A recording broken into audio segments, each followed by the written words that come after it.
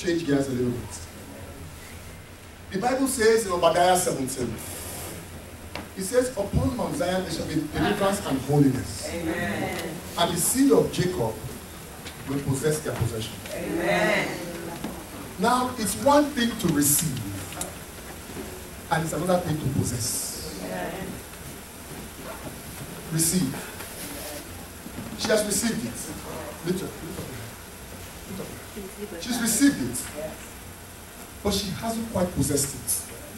Because until she fights me, she cannot open this Bible. Amen. Has she received it? Yes. But is it in her possession? No. This is an artificial cosmetic possession. Cosmetic possession. Because for her to read this Bible, she would either have to fight me or ask for my permission. And if I'm a power of darkness, I will never give permission. Because I will be giving permission against my own agenda. So is it in her possession? Yes. But can she use it? No. So it's one thing to receive, and it's another thing to possess. But we are here to possess. Amen. To possess our possession. Yes, Lord. In the name of the Lord Jesus. Amen. Let us turn in our Bible to Psalm 125.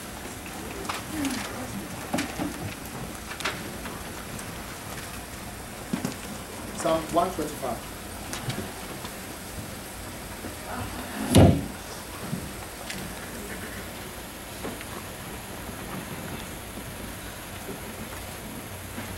Psalm 125, verse 3.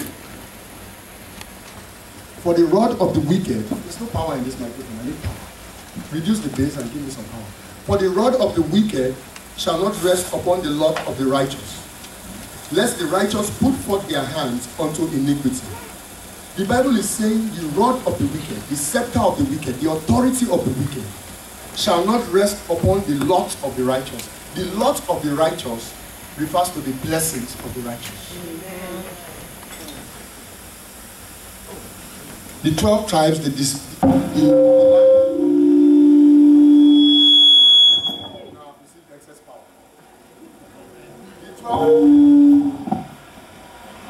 The 12 tribes, the land of Canaan was divided amongst them. And the Lord is saying that the rod of the wicked, the authority of the wicked, will not be allowed to rest on the blessings of the righteous. In other words, God is saying that the wicked will not rule and reign over your blessing. Amen. Amen. What use is it to have a blessing, thank you, and the wicked rule and reign over that blessing? Yes. What use is it for her to have this blessing and I am the one controlling it? Which kind of blessing is that? If I'm the one that tell her when she can read the Bible and when she cannot read it, what kind of blessing is that? So the Bible says the authority of the wicked will not rest upon your blessing. Amen. Amen. Amen. Another way of putting that, the enemy shall not possess your gates. Amen. Amen. Hallelujah. Jesus. Because if the authority rests on your Lord, that means the enemy has possessed your gates. Amen. You are called to possess the gates of your enemies. Amen. But how can you possess your enemy's gates if the enemy has possessed your gates? Amen. We're talking real deliverance here today. Yes. Amen. There was a woman with the issue of blood. But the other woman, the crippled, that was bound 18 years. And Jesus said, shouldn't this daughter of Abraham, that Satan bound these 18 years, be released? Who bound her? Satan. So Satan can bind. Satan has the power to bind and loose. It's a spiritual power. And he bound her 18 years. Jesus came to set her free. If Satan binds you, if you're bound, how can you bind the other power? Amen. If you're in handcuffs, how can you put your enemy in handcuffs? Amen. You say, devil, I bind you in the name of Jesus. You say, look at him, he's bound. I bound him on. You must bind the enemy before the enemy binds you. Amen.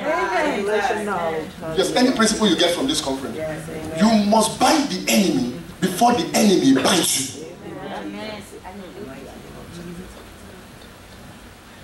In the book of Judges, you know, Samson was a crazy guy. He got foxes. He tied their tails together in pairs, set them on fire, and released them to destroy the farms of the Philistines.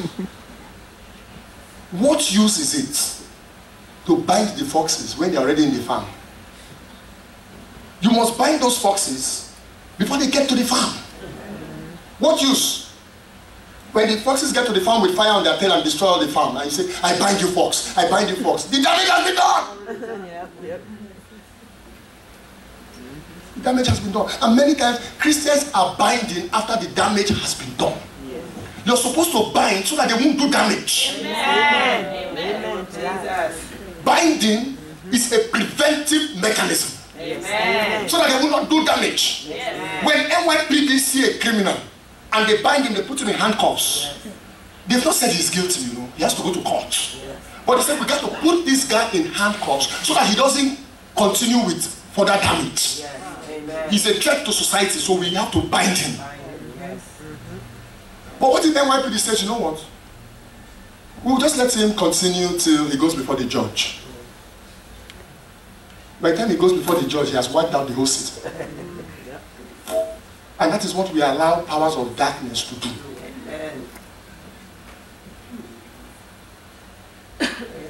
We start to bind them after they put us in a chokehold.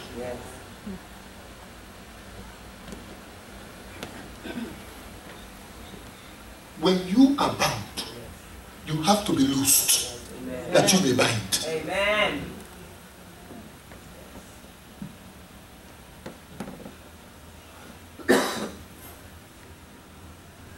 Satan, I'm taking deep spirit here. Deep. And go check your Bible. Satan can bind God. Why do I say that? It's warfare. If God wants to bless her and says, I'm going to open the windows of heaven and pour out a blessing upon her, Satan will say, no, you can't do that. She doesn't pay her tithes. If you do that, that means you're going against your word. And if you go against your word, God, that means you're just like me.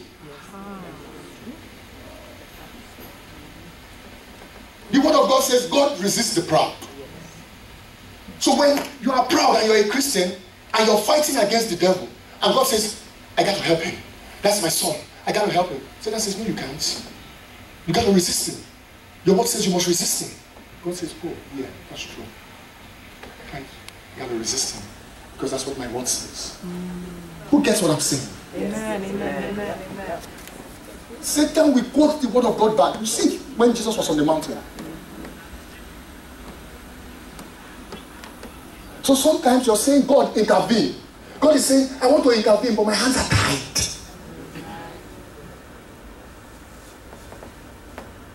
He said, my ears are not deaf, but I cannot hear. Isaiah 59. Why? He can't act because our iniquities bind him from intervening. Sin is a destroyer. You want your deliverance, you must hate sin. It's a destroyer. It's a destroyer. Sin is worse than ISIS. It's worse. ISIS is just obeying sin. Sin is their master. It's worse than ISIS. So the Bible says, upon Mount Zion, there shall be deliverance and holiness. Obadiah 17. The Bible ties your deliverance to holiness. Without holiness, don't expect deliverance. The Bible ties your deliverance to holiness. It also ties your deliverance to humility. Amen.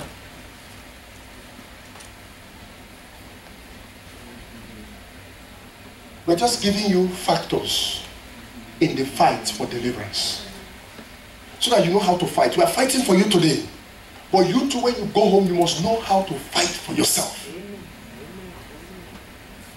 If not, this fight has been in vain.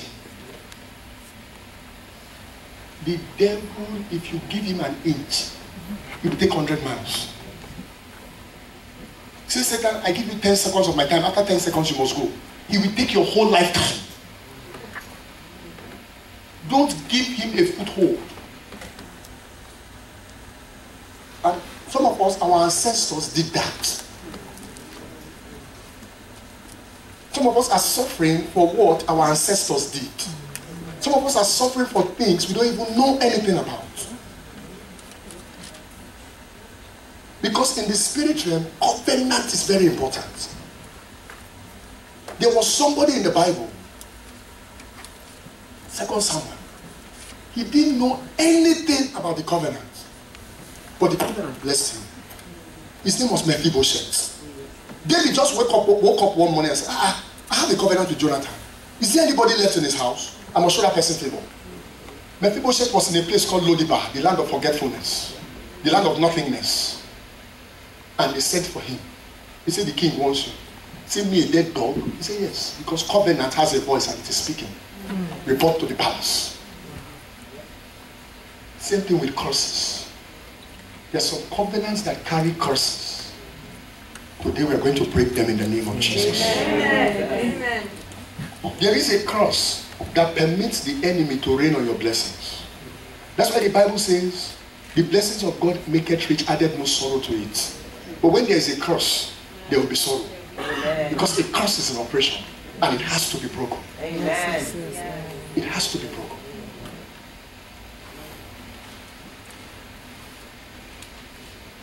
Anytime there's a scepter, a rod upon your blessing, some have homes, they can't enjoy it.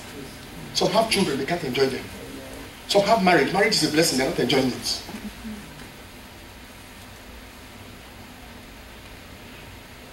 Some wife, they see their husband and they go, oh. You don't do that, right? No.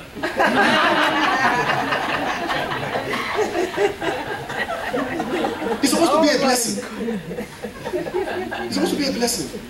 But because the enemy has a hand inside, it spoils it. We need deliverance from those kind of things. Amen. So I'm saying, but I'm a Christian. How can I be cursed? Christians are blessed. So I'm saying, let no man curse whom God has blessed. So God has blessed me, no man can curse me. Listen to me. We are in the dispensation of rebellion. That means powers in the heavenly realm are disregarding the word of God. They don't care about the word of God. It behooves us to enforce the word of God in the earthly realm. When we bind them in the earthly realm, they are bound in the heavenly realm. Amen. They don't respect the word of God. When you look at Philippians 2 carefully, it says at the mention of the name of Jesus, every knee should. It doesn't say shall. Every knee should. Check the Bible. Isaiah talks shall, and in Romans they talk shall in terms of the end time. But in this dispensation that Philippians 2 is talking about, it says every knee should bow. That means every knee ought to bow. And you've been given the power to make them comply. And if you don't use that power, they won't bow. Somebody hear what I'm saying? Yes. It's like the example we give with the lion and the goat. If the lion is asleep, the goat can become the king of the forest. The goat can organize the forest and say, this is how we will run the forest from today. Because the lion is asleep. But the day the lion will wake up, either the goat will be in his belly, or he will be nowhere to be found. Amen. So, in the name of Jesus Christ, we must rise up with power to challenge powers that have been challenging us. Yeah. If you don't challenge them, they will continue to reign like the goat. If that lion continues to sleep, the goat will be the king. Don't let a contrary power be the king of your life.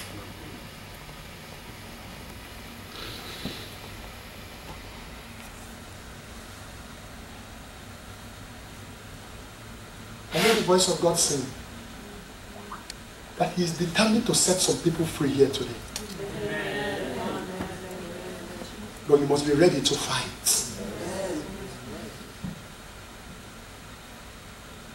Don't fight against God. You can't be fighting against God and saying, God, help me. Anytime we sin, we are fighting against God. That's rebellion. You can't be in sin and say, oh, God, help me. The only help He can give you is if you repent, and then He will give you forgiveness. So some of us are fighting God and saying, God, help me. God does not help His enemies. He arises and scatters them. If you are His enemy, you either reconcile to Him through the cross or be scattered. We're still going to pray. I'm just giving you nuggets of things that gives the enemy foothold into our lives. Things that enable the enemy establish his rod upon our lords. And when the enemy has done that and we are bound, we have difficulty binding him. Because we have to be loosed first. We're going to pray. We want to break curses today. Please listen to me. There are different kinds of curses. There's the curse of the land. The Bible says, if my people that are called by my name will humble themselves and pray, seek my face, turn from their wicked ways, then will I forgive their sins, heal their land. Why does it say heal their land? Because the land is cursed. The land is cursed. So there's the curse of the land. Lot went to a cursed land. Sodom and Gomorrah. The land was cursed. When there's homosexuality and all kinds of wicked sin in the land, don't think the land is blessed. There is the curse of the land. There are witchcraft, occultic curses, with powers of darkness in the heavenly realms issue against people.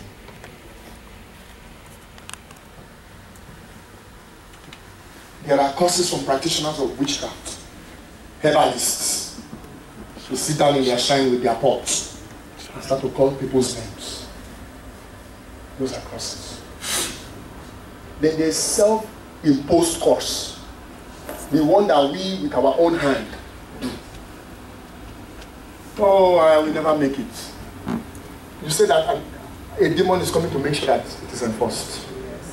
Because when you say that, you're speaking against the word of God. The word of God says, I can do all things through Christ that strengthens me. And you say, I can't do it. That's against the word of God. And if you're speaking contrary to the word of God, a contrary spirit will visit you. You say, hey, yeah, I like what you're saying. We're on the same side. I'm here to make sure it happens. So there's that curse. Self-inflicted curse. But the most dangerous of all curses and the easiest to break is the curse from God. God also curses. Deuteronomy 28. He said, I lay before you life and death, blessings and curses. You choose. He doesn't choose for them, he tells them to choose. So you choose. Malachi 3. He says, you are cursed with a curse because you robbed me. You cannot break the curse of God until you repent and obey. You can break every other, but you must repent and obey for every curse. If God says you are cursed because of your tithes, no matter how you break that curse, it will not break until you start to pay your tithes. There are some curses that can only break by obedience. Let us rise. We are here to fight.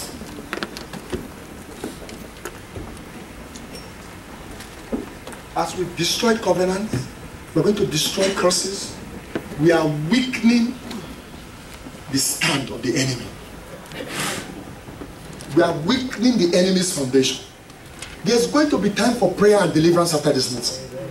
We will have sufficient time. Amen. If you're here, you're saying, oh, nobody has been here. We will have time for you. Amen.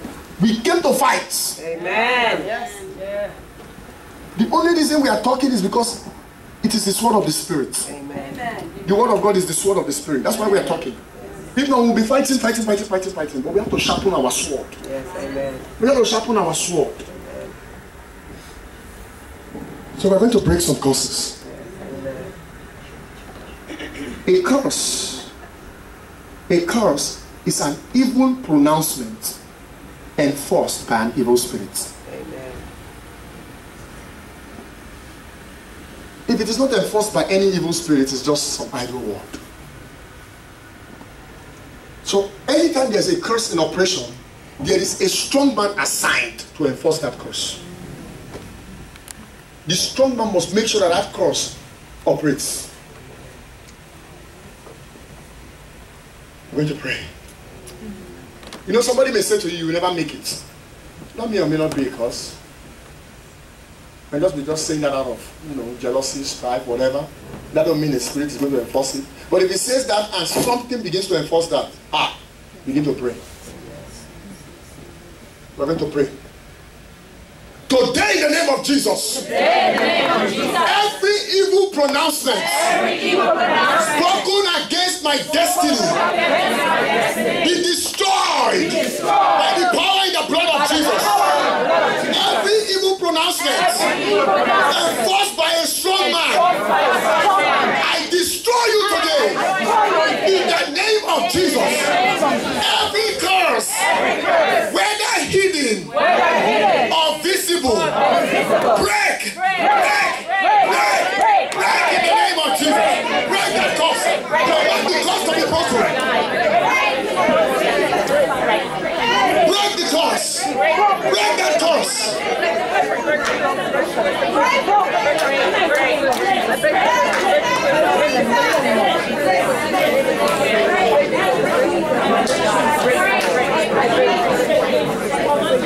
In Jesus' name we pray. Now, there is the curse of the law. That's another curse. Because we violated the law, a curse can be imposed. Christ came to redeem us from the curse of the law. From the curse of the law. From the curse of the law. From the curse of the law. From the curse of the law. Amen. That is what the Bible says. Through the blood of Jesus Christ, I receive my redemption. From every curse of the law. In the name of Jesus, my life is not subject to the curse of the law. I have been set free by the power of the cross of our Lord Jesus Christ. Somebody shout amen. Amen.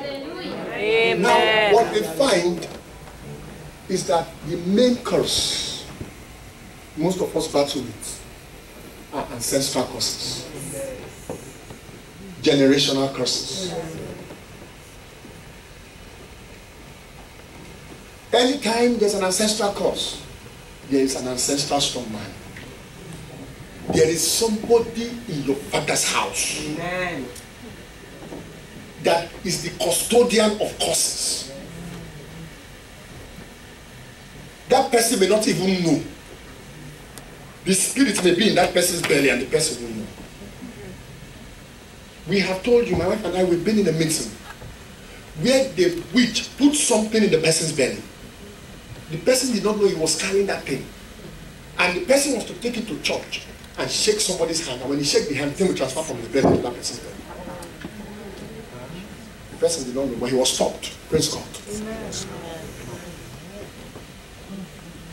So there are ancestral curses. Many of us are suffering today because of what our ancestors did. There are generational curses. You find out that in one family, they have a particular evil pattern. Nobody gets to the age of 50. Nobody ever has more than $1,000 in the bank account. Nobody ever marries in that family. The women never marry or the men never marry. There will be a pattern of something. It might as well, I use the word might. be a curse, an ancestral curse. And there will be a spirit to enforce that curse. When you're close to the edge of your breakthrough, and the man says, come, I'm going to give you the job tomorrow. That spirit will go to that man and change his mind.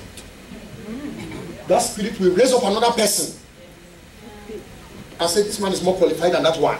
Yes. Take this one. Meanwhile, that person raise up will go and destroy that company. Ancestral curses. There is an ancestral curse. And the Lord has shown me this in Revelation many times. I see people climbing up a ladder, and the hand of the family strong man will be dragging them down. Dragging them down. The Lord has shown me a vision where it is a foot pushing the person down. And says generational curses. In the name of Jesus, I break every ancestral curse over my life. Every generational curse working against my destiny, working against my life, working against my progress. Be broken. Be broken. Be broken. Power in the blood of Jesus. I break every curse over my life because of my ancestors. Break in the name of Jesus. Break in the name of Jesus. Every ancestral strong man working against my peace, receive trouble from above in the name of Jesus. Oh God, begin to visit my pursuers with fire. The people that are pursuing me, in the name of Jesus, I begin to pursue my pursuers. I pursue my pursuers. In the name of Jesus, I command them to release me.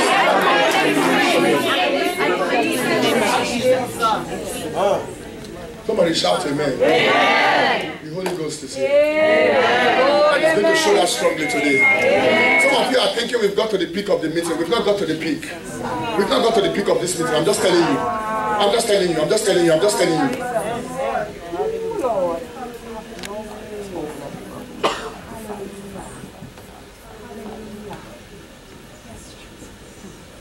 Wherever the family strong man has kept my blessings, in the name of Jesus, I command my blessing to locate me by fire. I command my blessing, wherever you are hiding, locate me in Jesus' name. I transfer my blessings in the name of Jesus. Wherever my blessings have been hidden, come by fire in the name of Jesus. I command the earth to release my blessings. I command the sea to release my blessings. I command the sky to release my blessings. In the name of Jesus. Every blessing of mine, tied to an ancestral altar, release. In the name of Jesus. Thank you, Lord. My God.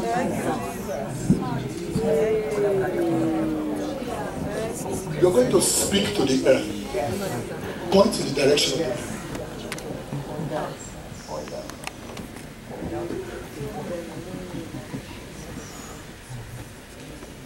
In the name of Jesus, everything of mine, buried under the earth, I command you to locate me. In the name of Jesus, I command the earth to vomit out my blessings. Vomit out my blessings. Vomit out my blessings. Vomit them out from your belly. In the name of Jesus. Shout for me.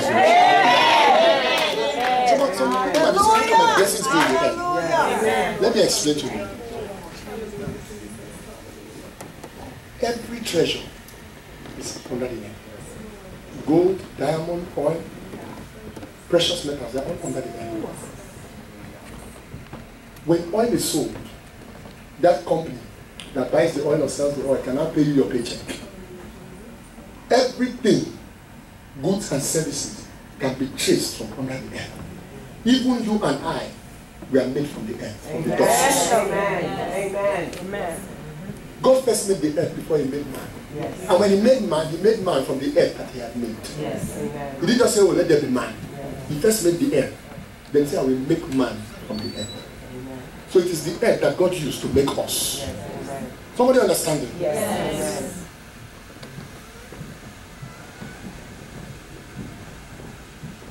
Every ancestral power contending against prophecies for my life. Contending against prophecies for my life. Ancestral power that have been appointed to make sure that prophecies don't manifest. Fall down and die. In the name of Jesus. I command that power to die in the name of Jesus. Die in the name of Jesus. I command the prophecy of God must take effect. The prophecy of God must take effect in my life. It must come to pass. It must come to pass in the name of Jesus. In Jesus' name we pray. Amen. Somebody pray.